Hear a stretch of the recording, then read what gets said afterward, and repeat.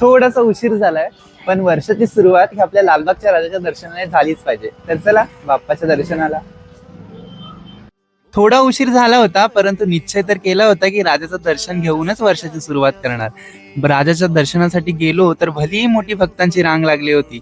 अहो, ही रांग राजाच्या दर्शनाचीच आहे. राजा फक्त 12 दिवसच मंडपात नसतो, फक्त ती मूर्ती मंडपात 12 दिवस असते. दगडात सुद्धा देव दिसतो हे वाक्य खरं आहे, कारण की इथे आल्यानंतर एक पाषाण आहे, जो पाषाण वर्षाचे 12 महिने राजाचं प्रतीक म्हणून पूजला जातो.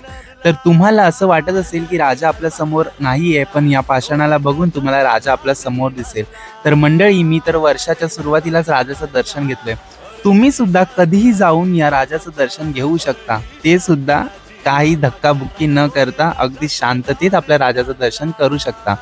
बोला गणपती बाप्पा मोरया. आणि तुम्हाला सुद्धा पुन्हा एकदा नवीन वर्षाच्या खूप साऱ्या भक्तिमय शुभेच्छा.